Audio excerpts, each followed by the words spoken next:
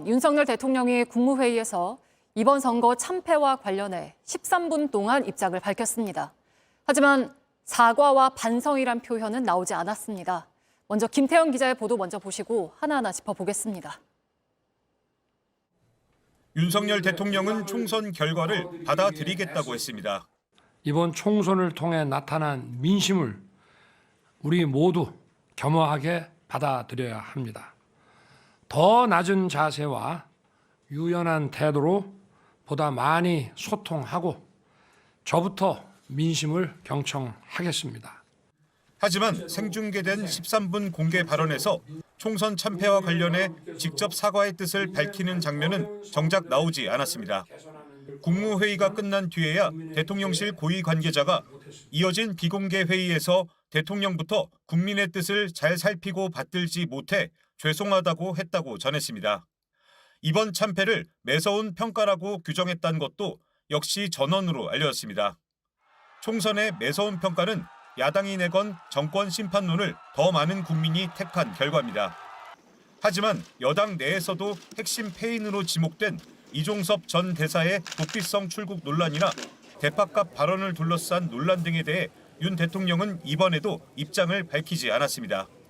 김건희 여사의 명품백 수수 의혹에 대해서도 언급은 없었습니다. 대신 더 고민하겠다는 말로 총선 참패에 대한 입장을 가름했습니다. 어떤 것이 국민과 나라를 위한 길인지 더 깊이 고민하고 살피겠습니다.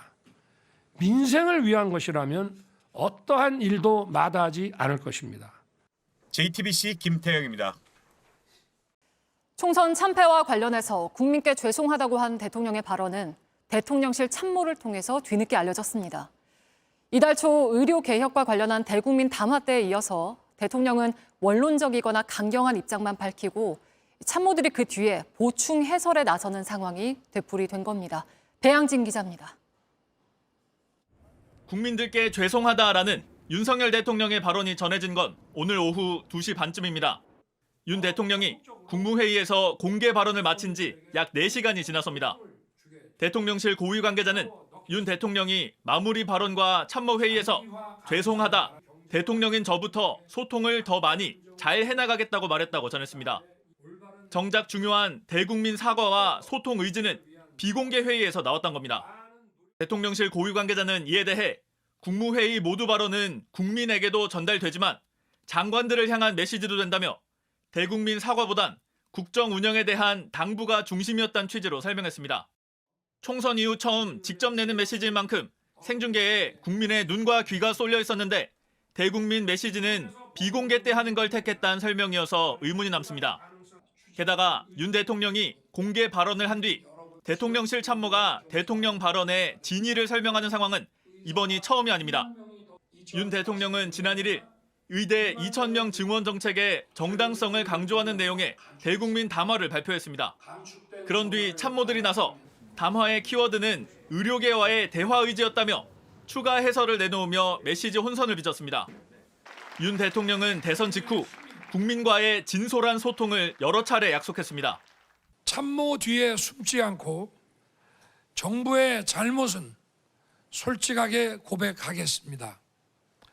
현실적인 어려움은 솔직하게 털어놓고 국민 여러분께 이해를 구하겠습니다.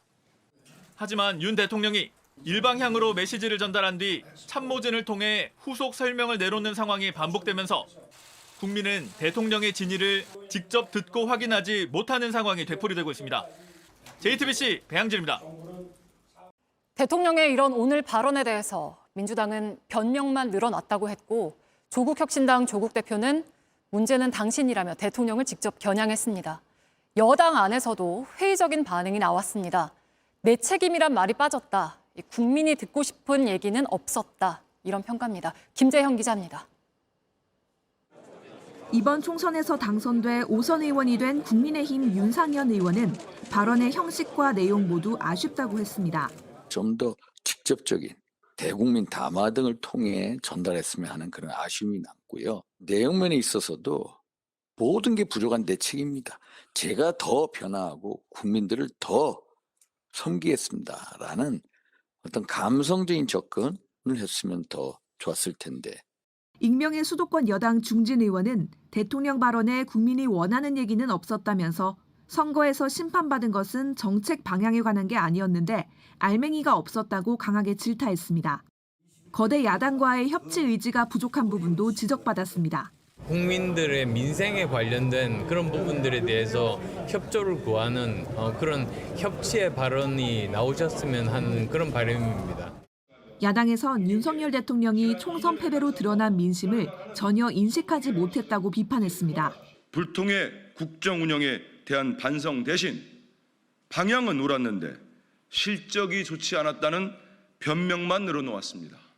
조국혁신당은 몰라봬서 죄송하다고 국민이 외려 사과해야 하나 보다라며 비꼬았고 조국 대표도 문제는 당신이다. 아직도 모르냐며 윤석열 대통령을 직접 겨냥했습니다. 새로운 미래도 변명과 핑계뿐인 불통의 시간 13분이었다며 대통령이야말로 민심 체감 부족 아니냐고 반문했습니다. JTBC 김재현입니다. 윤 대통령의 일방적인 소통 방식을 놓고도 비판이 나옵니다. 총선에 참패한 뒤에도 과거에 그랬던 것처럼 일방적인 소통 방식만 택하고 있다는 겁니다. 여권에서도 기자회견 같은 대화가 필요하단 말이 나왔습니다. 김혜미 기자입니다. 윤석열 대통령은 지난 11일 이관섭 비서실장을 통해 총선에서 나타난 국민의 뜻을 겸허히 받들겠다는 대동 메시지를 냈습니다. 윤 대통령은 오늘은 국무회의 모두 발언을 통해 보다 많이 소통하고 민심을 경청하겠다는 뜻을 나타냈습니다. 다만 소통 방식은 총선 전 올해 이루어진 두 차례 담화와 다를 게 없었다는 평가가 나옵니다. 새해엔 특정 언론사와 사전에 촬영 녹화한 인터뷰를 내놨고 대통령이나 대통령 부인이 어느 누구한테도 이렇게 박절하게 대하기는 참 어렵습니다. 이달 초 의료개혁 대국민 담화에선 50여 분간 준비해온 원고를 홀로 읽어내려갔습니다. 정부의 정책은 늘 열려있는 법입니다. 더 좋은 의견과 합리적 근거가 제시된다면 여당에서도 일방적 소통 방식에 문제가 있다는 지적이 나왔습니다. 불편하고 선거 싫더라도 맞닥뜨려서 질문 답변을 하고 답변하기가 곤란한 건 뭐 추후에 답변한다든가 이런 방식을 통해서라도 직접 해야지. 출근길 문답을 다시 살리거나 정기적인 기자회견을 해야 한다고도 했습니다. 신지호 전 의원은 오늘 자리는 성격상 메시지가 구체적으로 나오긴 쉽지 않았을 것이라며 취임 3년째가 되는 다음 달엔 기자회견이나 간담회를 검토할 수 있을 것이라고 했습니다. JTBC 김혜미입니다.